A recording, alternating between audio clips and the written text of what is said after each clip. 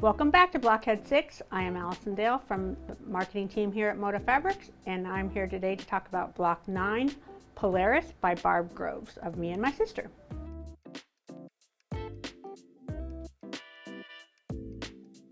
Before we get started on the construction, let's make sure that you have printed this week's pattern. It has a paper piece section to it, so don't be freaked out if it's paper piecing. I'm going to show you another method just in case you hate paper piecing or don't, but you want to, you want to print this out because you need all 4 of these to complete the block.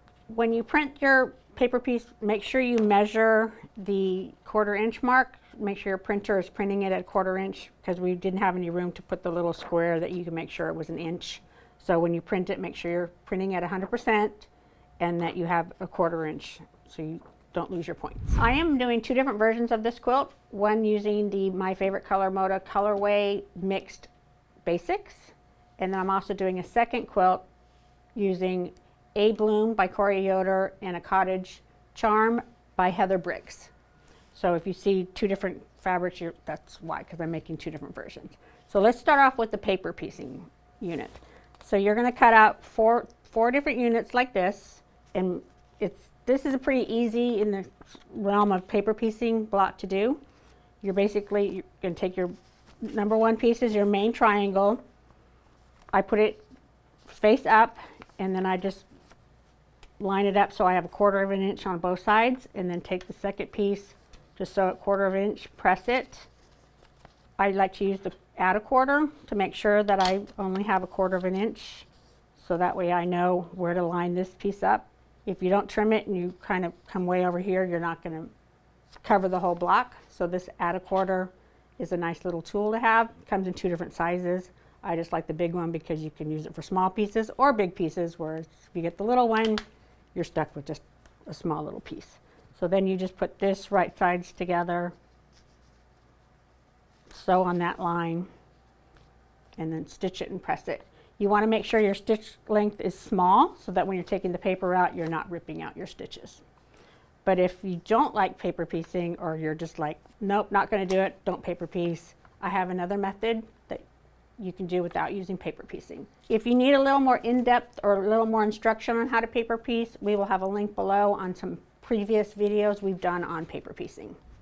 Okay, so now I'm going to show you another way you can construct that same block if you didn't want a paper piece. I used the Tri-Rex ruler. If you saw my previous video, I talked about this ruler, that you'll be able to use it more than once. Well, we're using it again. For the center part of the block, you're going to use this piece. You're just going to cut a strip 3.5 inches, and then you're just going to match that 3.5 inch mark and cut it out. You're going to cut out 4 of these.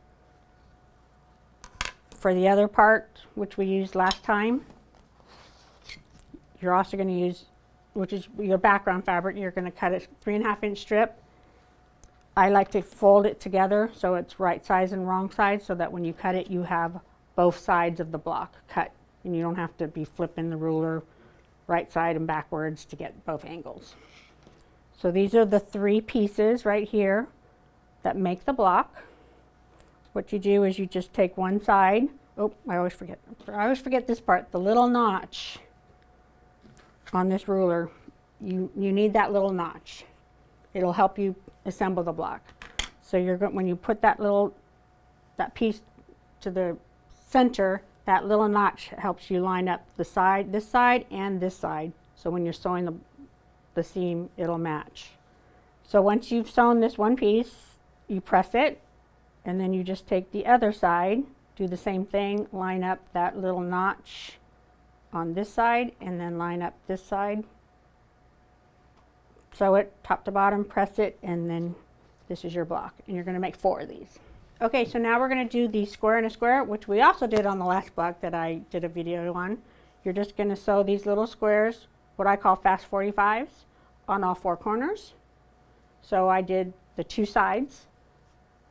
I press them, make sure they're okay, and then I trim them with either scissors or a rotary cutter. I'm just going to use this ruler just because it's right here.